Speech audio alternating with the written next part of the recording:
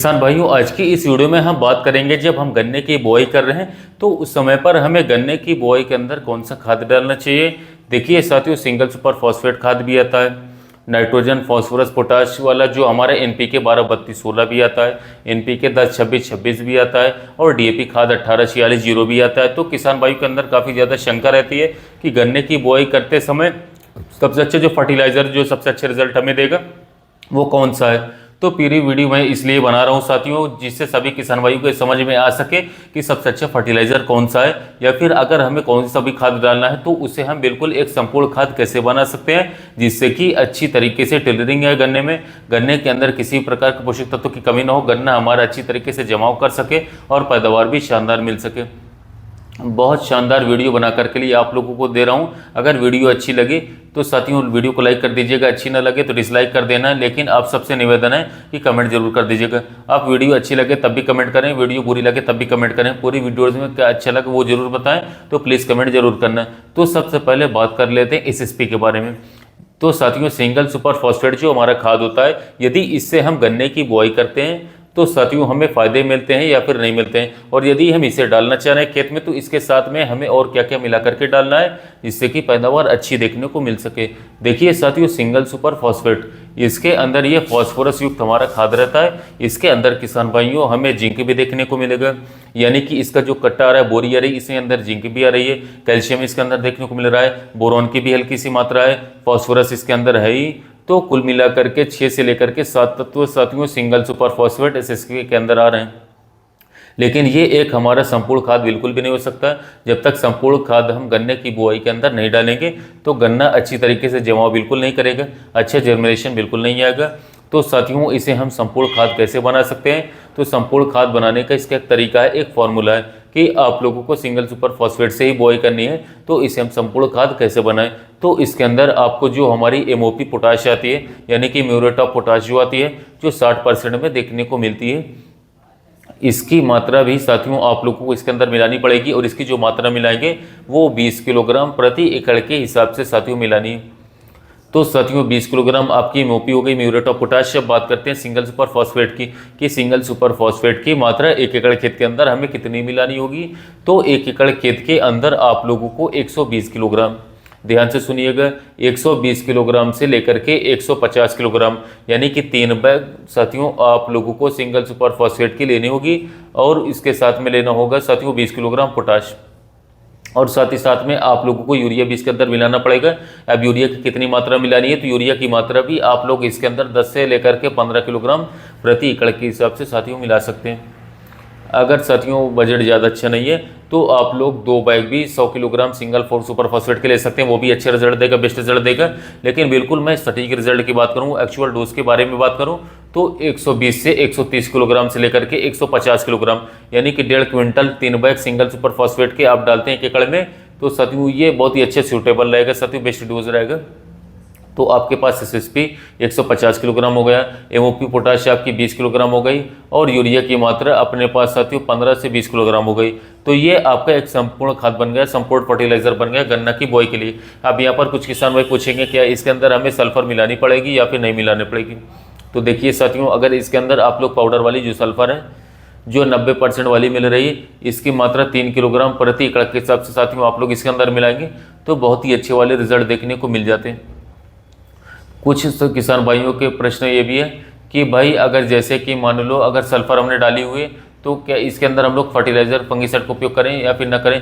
कल भी किसान भाई का कमेंट आया था, वो कमेंट आपको मैं बता दूंगा कि चल करके कि भाई अगर हम सल्फर डाल रहे हैं तो क्या हमें फंगीसाइड डालना पड़ेगा या फिर नहीं डालना पड़ेगा।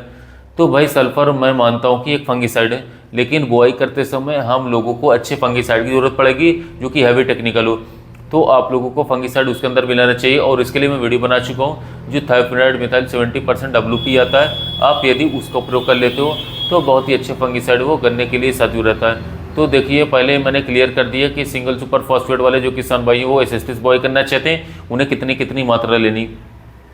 अब बात कर लेते हैं साथियों एनपीके वाले किसान भाइयों के लिए कि नाइट्रोजन फास्फोरस और पोटाशियम युक्त जो हमारे खादर हैं, जैसे कि 12-32-16 हो गया, 10-26-26 हो गया, तो इनमें साथियों अगर हम लोग इन्हें डाल रहे हैं तो इसके साथ में कुछ मिलाना होगा या फिर साथियों नहीं मिलाना होगा। तो देखिए किसान साथियों, मैं आप लोगों को बता दूं, अगर NPK 12-32-16 ये बिल्कुल एक संपूर्ण खाद है, क्योंकि इसके अंदर नाइट्रोजन भी आ गया, फास्फोरस भी आ गया और पोटाश भी हमारा साथियों आ गया।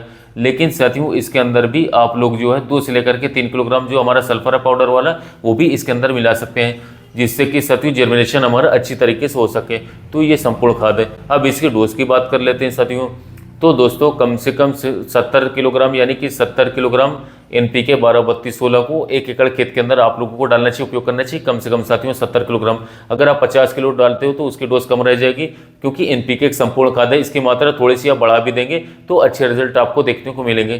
तो लगभग 70 किलोग्राम के हिसाब से आप लोग इसे डालो और इसका प्रयोग करो, अच्छे रिजल्ट ये भी निकाल करके आप लोगों को देगा। अब कुछ किसान भाई क्या कहते हैं कि मुझे तो NPK 12-32-16 ही चाहिए, 10-26-26 नहीं चाहिए। तो भाई 10-26-26 भी अच्छा खाद है, ऐसा नहीं कि 12-32-16 ही अच्छा खाद है। थोड़ी सी परसेंटेज ऊपर नीचे हो सकती है, लेकिन ये भी बेस्ट खाद है, ये भी बहुत ही शानदार है। यदि इसकी मैं मात्रा की बात करूं तो इसकी मात्रा आप लोगों को 70 से 75 किलोग्राम प्रति एकड़ के हिसाब से साथियों लेना होगा। ये भी अच्छे रिजल्ट आप लोगों को निकाल करके देगा। साथ ही साथ में सल्फर इसके अंदर भी मिला लो तो ये भी दमदार तागड़ रिजल्ट आपको निकाल करके देगा। तो आप लोगों का SSP हो गया, NPK 12-32-16 आ गया, NPK 10-26-26 भी साथियों हो गया। अब बात कर लेते हैं DAP वाले किसान भाइयों के लिए, क्योंकि कुछ किसान भाई कहेंगे मैं तो DAP को डालता हूँ, मैं तो DAP से बोई करूँगा, मुझे तो ये अच्छा लगता है।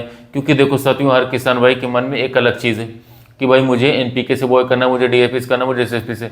तो DAP से क्या करना है, DAP के अंदर आप लोगों को यूरिया मिल जाता है, एक फास्फोरस मिल जाता है, एक की मात्रा 18% है, एक की मात्रा 46% है।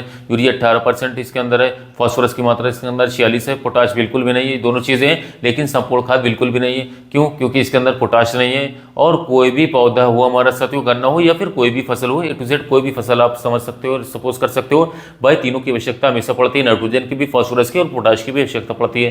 क्योंकि जब जर्मिनेशन हो रही है साथियों पौधे के अंदर से, जब पौधा हमारा जमाव कर रहा है, जब पौधा हमारा जमेगा साथियों, तो पोटाश तो उसे चाहिए चाहिए। ऐसा नहीं कि बहुत ज़्यादा मात्रा में चाहिए, लेकिन थोड़े मात्रा में चाहिए। मिट्टी के अंदर तोती पहले से पड़े हुई, लेकिन अगर मात्रा कम रह गई तो पौधा अच्छी तरीके से साथियों जमाव नहीं करता, अच्छी तरीके से उसकी बढ़वार नहीं होती।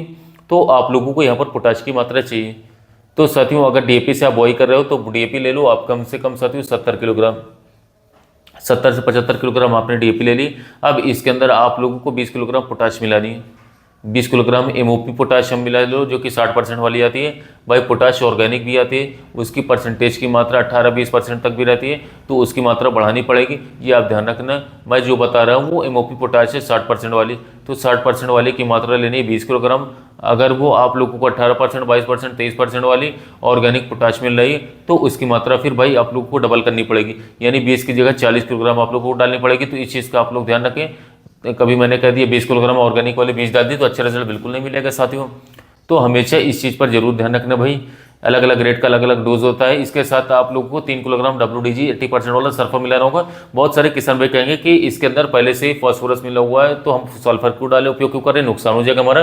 तो नुकसान बिल्कुल नहीं होगा साथियों, कोई दिक्कत की बात नहीं, बिल्कुल 100% रिजल्ट लेने के बाद, अच्छी तरीके से बॉय करवाने के बाद ही जानकारी दे रहा हूँ। ऐसा नहीं है कि एक साथियों 2-4 दिन से मैं काम कर रहा हूँ, लगभग साथियों 2 से 3 साल मुझे वीडियो बनाते हो गए और कई सारे ऐसे किसान भाइयों के संपर्क में हूँ। और साथियों खुद भी एक शॉपकीपर हूँ और दुकानदार भाइयों होने के नाते साथियों मैं किसान भाइयों को सजेस्ट करता रहता हूँ, उन्हें अच्छा रिजल्ट मिलता है साथियों, ज़्यादा रिजल्ट आप लोगों को मिलेगा। तो साथियों आप पोटाश के साथ सल्फर जरूर उपयोग करें। इसके अलावा ये डोज जो मैं बता रहा हूँ ये सही डोज है साथियों। आप कौन से खाद से बॉय करने वाले इस बात के लिए हमें कमेंट कर दीजिएगा। NPK से बॉय करेंगे, 10-26-26 करेंगे, 12-32-16 से करेंगे, SSP से करेंगे, नीचे कमेंट पर जरूर बताइएगा। तो DAP के बारे में मैंने बता दिया, 70 से 75 किलोग्राम DAP ले लो, 20 किलोग्राम MOP वाली पोटाश ले लो और 3 किलोग्राम आप ले लो सल्फर, मिक्स करो, गन्ने के खेत के अंदर डाल दो। बहुत ही तगड़े वाले रिजल्ट आप लोगों को पैदावार देखने को मिलेगी। चारों अच्छे खाद है, चारों में से कोई सा भी खाद आप यूज में ले सकते हो। जब इस डोज में इस जो क्वांटिटी मैंने आपको बताई इस क्वांटिटी में आप लोग डालेंगे तो चारों में से कोई सा भी ले लो, कोई सा भी फेल नहीं होगा, मेरी जिम्मेदारी। चारों का रिजल्ट बराबर कहेंगे, बहुत ही दमदार रिजल्ट आप लोगों को देखने को मिल जाएंगे। अपनी तरफ से पूरी कोशिश करी है आप लोगों को सही और बेहतर जानकारी देने की।